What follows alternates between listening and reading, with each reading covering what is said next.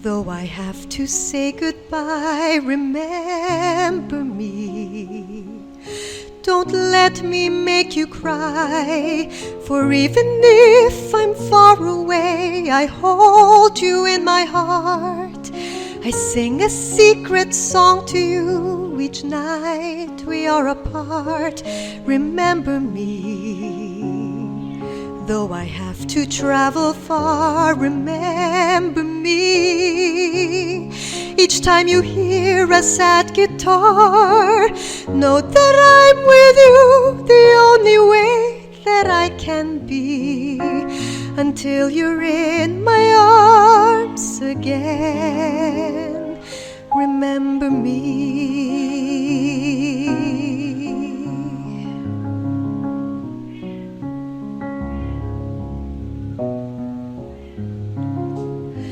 Remember me.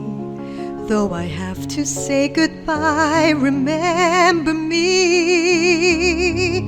Don't let it make you cry, for even if I'm far away, I hold you in my heart. I sing a secret song to you each night we are apart. Remember me. Though I have to travel far, remember me. Each time you hear a sad guitar, know that I'm with you the only way that I can be, until you're in my arms again. Remember me.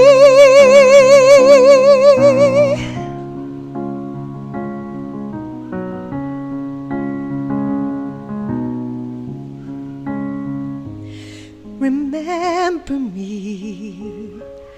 Though I have to travel far, remember me. Each time you hear a sad guitar, know that I'm with you the only way that I can be, until you're in my arms again. Remember me.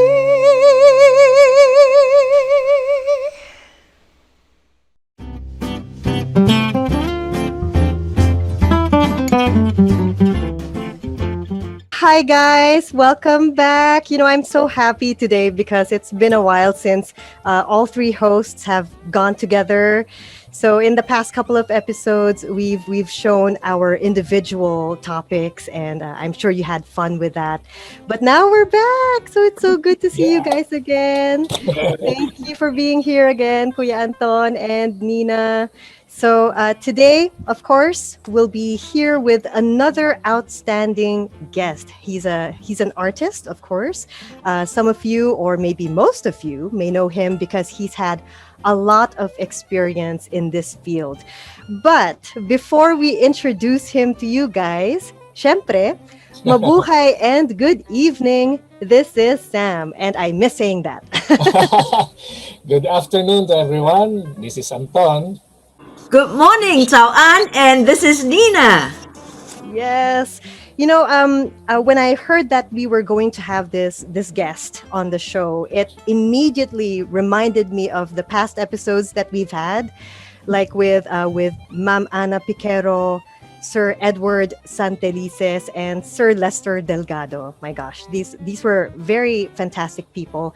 And I remember something very particular from each of them. Like with Ma'am Ana, I would always remember what she said about going beyond. And it's also something that I would apply in my own life, even when I'm not doing music. And hopefully for our viewers out there, you would still continue to go beyond in your daily lives, despite all the stress that you are undergoing. Right, Kuya Anton? Yes, of course. Yeah. I mean, with Sir Edward Santelices as well, he would also talk about his passion for music. I also remember in particular how Sir Edward would also talk about letting go, because as a young artist, Sir Edward once mentioned that he used to be very idealistic. He used to be very strict. Everything had to be perfect. But as he grew older, yes, I think this is perfect for today's episode, right? As he grew older, he had wisdom, and so he learned to be more relaxed. He learned to Mm, enjoy music while performing it at the same time with his group of people. And of course, there was Sir Lester Delgado, who also shared his own experiences with us, and how his own family, how his own father became his inspiration, and how God also became his inspiration throughout his music. So these were all very good artists. And before we go to our guest today, I would like to acknowledge that our guest today was a contact person of Kuya Anton over here, who's been providing most of our guests, aside from Nina, who also introduced a couple of guests in the past. So, Kuya Anton, please do the yes. honors. Who is our special guest today? Okay. Our special guest for tonight is a choral clinician, composer, song arranger, and musical director, and a well renowned artist who conquered the hearts of Europe for his brilliance in the performing arts. He's the founder of one of the Philippines' foremost choral groups, the University of the Philippines Singing Ambassadors. Dr. Edward L. Manguiat, welcome to Musicahan, Kuya Ed. Welcome, Kuya Ed. Welcome. And we are very grateful that you took a break, and we thank you that we were able to serenade you to visit us here in Musicahan. Pleasure and it's an honor. Thank you for inviting me. By the way, my name is Edgardo. They Ay, call me sorry. Ed. They Oh, usually that's fine. Edgardo. that is Eduardo or Edward. Yeah, I'm yeah, Edgardo Edgardo. Manguiat. It's Lumbera Manguiat. Good Ooh. Lumera. evening to Okay. everyone. Thank you, Sam. Thank you, Nina. Thank you, Anton. Yes, thank you, Po. Thank you so much for your time today. And there's a lot about you online. I think you even have a Wikipedia page, if I'm not mistaken, and it's a long list. I'm sure Kuya Anton would have wanted to Yeah. divulge all that information, but I believe our audience today would also be interested in many other things that you are doing today under this pandemic, because as you know, this pandemic has really had a strong effect on most of us, especially for the musicians, right? For us musicians. So please tell us, what's keeping you busy nowadays? I mean, what's your advocacy as a person and as an artist these days? Can I start with my early younger days? Yes, we I love was nostalgia. I was in UP. I was exposed to the UP concert chorus, so I was exposed to choral music. When I was younger, I was dreaming to be a doctor, maybe a pediatrician, or maybe a psychiatrist or psychologist. And siguro knowing myself, it has been my advocacy even when I was younger to make people happy, to share, kamag-anak ko, mother's side, father's side. I was always the parang kumbaga the life of the party. Pero actually, when I was younger, I was shy. Anyway, when I went to college, I was able to practice this my advocacy na I want to make people happy. I want to share. So from pre-medicine, I thought of taking up music. And of course, uh, it's the rest is history. We have the UP Sing Ambassadors, Yeah. which grew from the 5 batches of the Kalayaan choral crowd, who were residents of the Kalayaan freshman dormitory. And then, as you all know, in UP, once you enter the university and you're a very good singer, you're a voice major, you're a composer, you will apply sa magical singers. And then if you're a soloist in high school, you dance well, and kung baga solo ka na, you have experience, you will apply sa UP Concert Chorus. So, that was an opportunity for me to siguro unconsciously or consciously to accept non-singers and to build a choir out of those who are very musically inclined, who have the ear for music, and who cannot sing because either they're shy, introvert, or maybe they know how to carry a tune. Tapos, their voice is kumaga metallic, o kaya matining, o kaya airy, hooty, but they have the right attitude. So these are the people that first trained as the UP Singing Ambassadors. Mm. And sabi ko nga, the rest is history. During our 40 years, it has been our advocacy to share and to make people happy through our music, to instill unity. It may sound very superficial, but it's true. Through music, Mm. right? Unite people. Through music, yung mga nag-aaway-away before sa Firenze, sa Greece, mga Filipinos, even Filipino organizations abroad, when they're still a small community, they are very close. But once they grow bigger, sometimes somehow, di ba, regionalistic, Batangueño, Ilocano, ibang religions. And in Greece, I should be very happy to share with you that through our concerts, we were able to unite all the organizations into the second evening of the big event in Athens. In Firenze naman, ganun din. So they grouped together to be able to invite us again for our next time after 2002 and the next tour 2005. And the different religious organizations, may Born Again, may Catholic, may Iglesia, may iba-iba Protestants, nag-group together to organize our concerts. So in that, I can say that music really unites people. So somehow, partially, I'm so talkative. It's okay. Go ahead. We I'll we go to love this. I'll go to our the end story after 40 years. So that will be about 2 hours, 3 hours. Oh In my. any case, through these European tours, we were able to meet our kababayan doon, and somehow in our own very little way, by doing concerts for them, we were able to unite them and instill peace and camaraderie and caring for each other. Kasi nakikita nila in my choir na ganun kami. In any case, my personal advocacy talaga, lalo na ngayong pandemic na ito, parang I was called again sa na OED. Share naman what you have. Kasi because of this pandemic, I should say honestly that I also experienced parang, do they still need me? What is my worth in this world? Somehow, meron akong little depression na, naku, parang wala na. After no more rehearsals, no more performances. And some of my singers don't even bother to call me or even answer my text.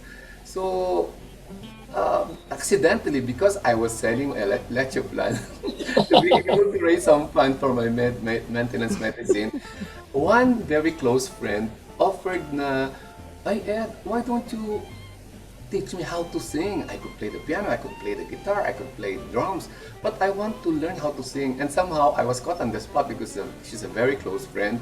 I said yes. And then when I showed our video to another friend, "Oy Ed, would you like to teach me also?" So that's the start. So maybe this is God's plan for me to continue what I've been doing before. And what am I doing before? Many corporate choirs get me because I think I'm the only serious conductor in the Philippines na talagang I train non-singers and those who really love to sing but medyo shy, and those who have the ear to learn a tune pero medyo ibang boses, mahangin, metallic, hooty, or walang high notes or walang low notes. So sabi ko nga, advocacy ko is to share, and with the help of my late professor, Professor Elmo Makil, this prominent male baritone opera singer, he was able to train me and how to handle these cases. Tapos yun nga, nagtuturo ako ng mga magaling ang tenga pero hindi magandang boses. Nagtuturo ko sa magaling gustong kumanta pero mahihiyain. And then this pandemic nga, I'm given the chance again to somehow do some sessions with some friends, old friends. Sabi ng doktor ko, talk to old friends, talk about old events, talk about old incidents, talk about old names, and laugh a lot. And that is very good to me because siguro I shall say to my audience, I also experience yung parang, sabi ko nga, nadidepress ang konti, but through prayers, nakaka-cope naman ako. And then nagkaroon ako, lumiit ang hippocampus ko, na I had mild brain strokes, and then I have an early stage of dementia. And this activity, this pandemic, gave me the chance and the opportunity to make people happy, to share what I know, a little through experience, and then it also helps me for my mental wellness. Yeah, that's good. That's Then, true. yun nga, so I now handle friends. Ang isa may cancer, ang isa may Parkinson's disease, ako may Oh. dementia. some people are, sabi ko nga, with my facial, with my exercises, somehow ma-retard or ma-avoid ang Alzheimer's disease Mm. with music, which is, sabi ng doktor ko, ng isang doktor ko, music can really cure many things, many ailments. Because with music, you can refocus True. what the negative thoughts you're having, right? Yeah, Correct. So ganito itong netong pandemic, which is really inevitable. Biglang dumating, hindi natin, we were not expecting this. May mga magaganda, sabihin natin, meron ding nangyari na ang hirap to cope up with the situation, no? yeah.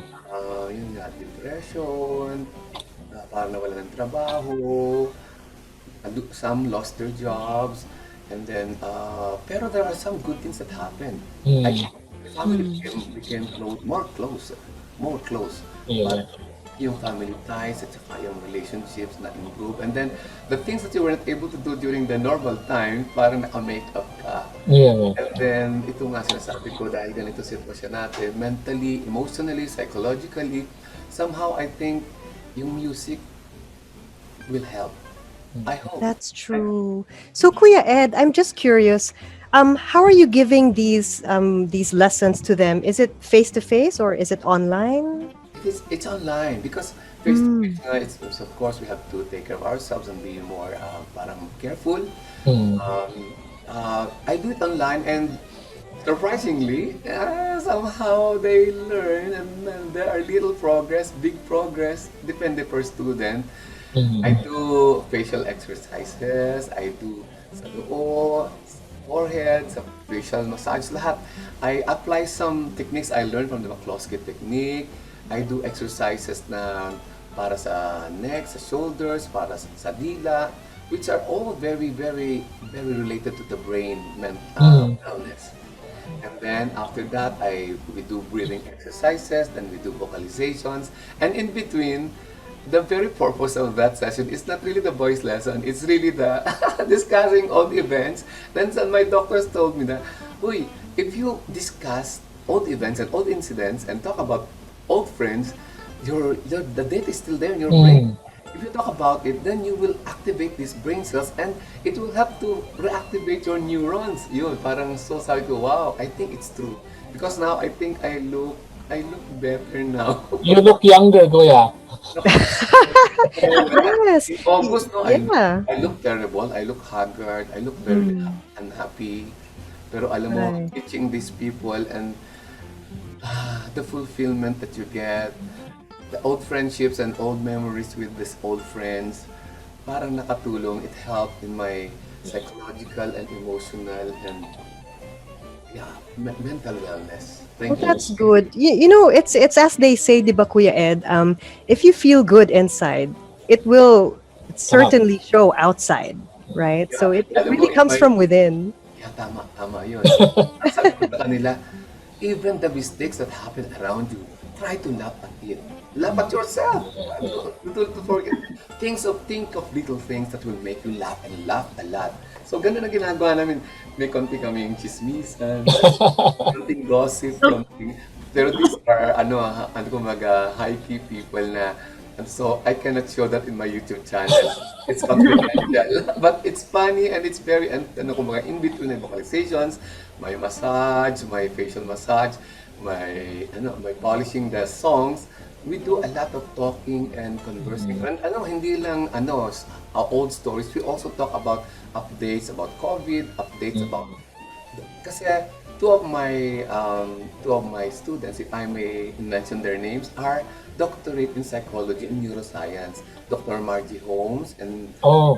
Dr. Lenny De Jesus. They are both psychologists and they affirm what I've been doing in the past about muscle memory, about repetition, about reviewing old things na talagang very helpful sa ating mental wellness. Second, may exercise. Kasi yung exercise ko, isang western ganito. Oh, that helps. Yes. I think To relax the tongue. Chinese. And these two exercises really help the brain because at the root of the tongue is directly connected to the brain and initially we had those exercises for our singing to prepare my students, my friends. But later on, I found out yes, it is very related to our brain exercise. And will it also is it related to the vocal cords? Do you Yes, feel I more think so. relaxed when you do that? When we do massage of the face, McCloskey technique, if I may mention them, I attend their workshop. About 3 or 4 Americans came over with our very own Professor Kichi Molina, Valdelian Molina. She invited us. She invited Filipino performers, may Broadway singers, may opera singers, may voice students, may pop singers, may conductors. And then it was really a privilege to be able to attend and somehow review again what you haven't done for years and maybe affirm some principles in singing, which is napakalaga na relaxation. So they really believe that we have to relax the facial muscles from the forehead to the cheek Chin. muscles to the upon the baba, the jaw, and most especially the tongue, and even this one below that in case the vocal folds and vocal cords. In-exercise din, nakakatulong. So the tongue is really very essential because anything, any strain or any tension, kunwari napakunot ang moong ganito, or your lips Out. hard na ganun, or tight, these are all very related to your vocal cords. But if you relax everything by massaging it, doing a warm up before you sing, it really helps. And I think all my students are convinced that those exercises really help. So we laugh, we learn, we talk, we vocalize, we sing. So these are not professional singers. They are not divas, but definitely, sabi ko nga through our sessions, hopefully you can sing a little better to your friends or to your household, to your mama, papa, to your wife or husband. Somehow a little activity which is, I think, very big. So, Yeah. Kuya and Oh, yes. the power of relaxation, right? Isn't it? That when you're relaxed, that the sound comes out better, right? And you feel happier. I think in any instrument, like even we play piano or violin, or it's always everything. The sound is related on how tense you are, right? So if you are, That's very true. That's very true. and also as you are a relaxed person, or even when an interpersonal relationship, right? If you're more easygoing, everybody feels more able to talk. And while if you're very uptight and strict and stern, everybody say keep quiet, right? You won't share anything, right? So I'm glad that I think it's definitely a point of wellness, isn't it? Number one, being happy and relaxed, right? So when you're relaxed, I think everything. And if I've been reading quite a bit, and they said that relaxation is the most important thing, and then everything flows from there, Yes, right? Yeah. that's true. Yeah, That's true. correct. There's And no, uh, isn't it the concept of flow, right? It's not uptight and stuck, right? Remember the things about disease is things are blocked inside the body. So your massage is all very helpful, right? So people massage their body, but they forgot to massage their face. So and then even the tongue. So that's very helpful, right? I think I'm going to try that out. It'll be good. Yeah. Probably we can do a video of that. The The tongue tongue exercise. exercise. Yeah. so you know, you, even this tongue exercise, when we do it, we laugh a lot. We yeah. laugh a lot. Because you're making faces. I have this exercise na talang they really laugh a lot. Oh, yes, yes. We really laugh and we need that. So it's very spontaneous. We don't plan it. The R, some people could hardly say R. Yeah. You will be amazed. So what I do is I think of words and let them say the words. Kunwari, raratratin, rarating na ang napakaraming Rolls Royce. Parang ganun. Rarating na ang pagkarami-rami-rami-rami-raming Rolls Royce. Once they say it na hindi conscious, they are able to practice the R in their tongue. And then when they do the R, somehow slowly they are able to do the R now as an exercise for voice. Right, like that. Yes, I And highly agree. they're enjoying it. Enjoy, enjoy everything, enjoy. Yeah, And that of course, the actual singing when they do sing. Um, think that you're a soloist. Think that you are an opera singer. Go, think to your heart's delight. Parang ganon. So it doesn't have to be perfect like a vocal diva, a vocal um, acrobatic. acrobat. No, just to express themselves and somehow through my little coaching, ma-refine what they're doing. Yeah. Na somehow in their family gatherings or they record themselves, they show the video to their friends. Something to entertain their friends and their household. Kumbaga, they have nothing to do at home after eating, after resting. They can do some singing together. And even one of my students, alam mo, one of my, if I can say her name, Ma'am Princess Alonto, she teaches her staff how to sing. The maid, the cook, Mm-hmm. that's physical therapist, and silang lahat, yung driver, tinuturuan niyang kumanta. Kaya lang, there's a disadvantage kasi I'm still coaching her. Sometimes because in her very enthusiastic effort to make them sing para the whole household will be happy, napapaos siya. She loses her voice sometimes. Oh no. Kasi much and then somehow when you talk in the range of voice, dun sa gitna and even low or even parang emphasize, you cannot help it but sometimes you have to use a little throaty part ng iyong Yeah. voice. So maybe repeating the tune for them to learn it is also very taxing to the voice. But what the important thing is everybody's happy. Yeah, yeah. Yeah, that is truly admirable, Kuya. Mm. And I like very much how you impart your gifts with just about anyone, regardless of their background, age, or generation. As for me, we also have members in the choir who are seniors and not being able to read notes like me. Then we do it by ear. And they're really willing to learn. So we have patience to teach them, and we have whatever we learned from the experts like you remained in our hearts and pass it on to them. It is with dedication that we are able to teach them and had good results. Wow. Now under this Congratulations. yeah the under this pandemic, so many things have changed. Even for musicians like us, we are not allowed to do our service in churches and do shows in theaters or other public venues for public safety. Everything now is modified with live streaming. So please enlighten us. How has this ongoing pandemic affected your physically, mentally, emotionally, or artistically, especially?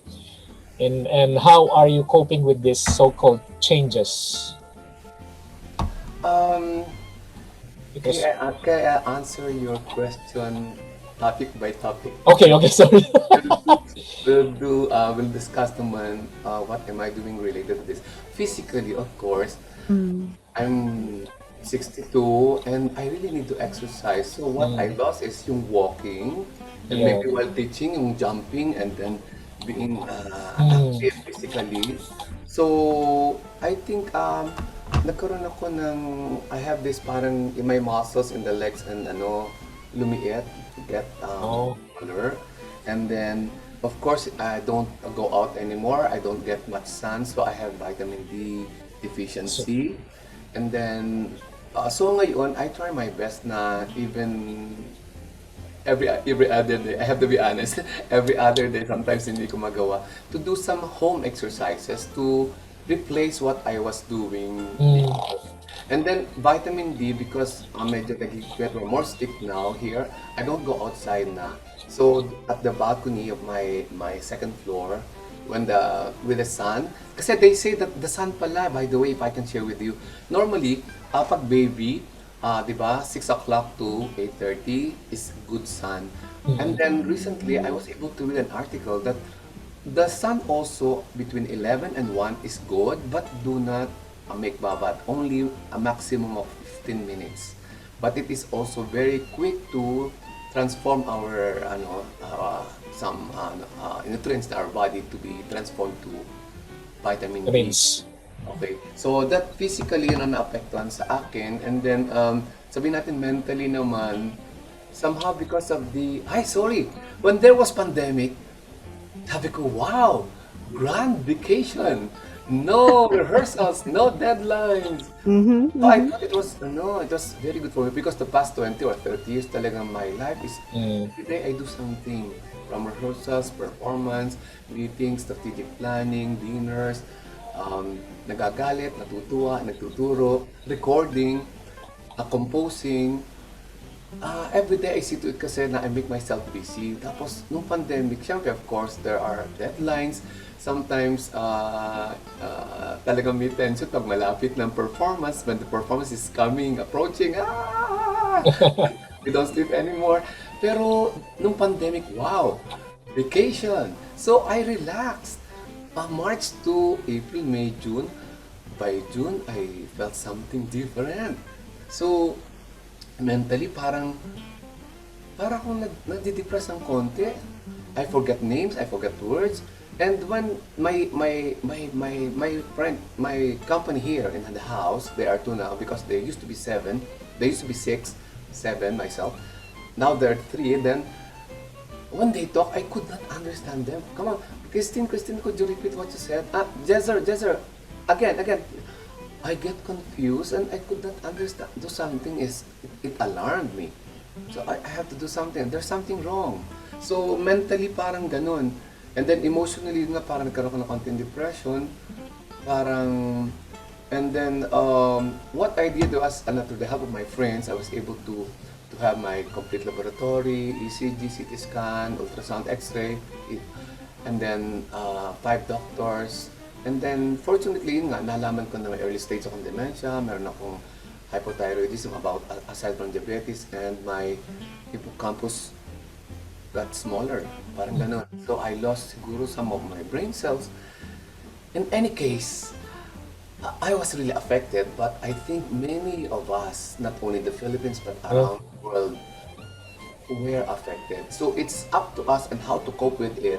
And then, hopefully, with my activities, and with prayers, with my maintenance medicine, and with the activities, will continue to interact with friends.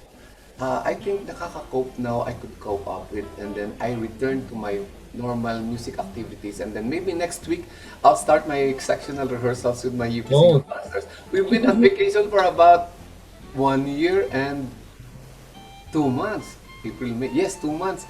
I miss them. Hopefully they miss me also. I'm sure they do. It's perfect because you're trying to give hope and inspiration to our viewers right now. So just before we show the piece or the song to our viewers, could you please tell us something about it, like the composer, what it is about? Okay, I'm very happy to share. I'm very happy to share with you one of my best love songs, and written by two of my friends.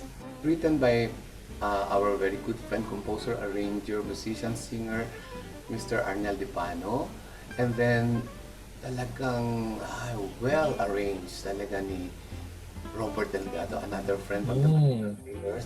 And then I thought of translating it to Tagalog, and initially it was translated by Arnel Dipanan himself, and then I improved some parts of it.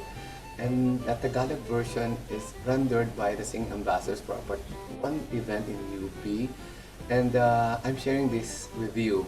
Sana po maging silbi itong parang sama-sama nating pananalangin para lalo Yeah. tayong Umalala at umawit. Umalala at Umalala umawit. at umawit. Umalala at Umalala at umawit. Umalala at Umalala at umawit. Umalala at umawit. Yan ang panahon.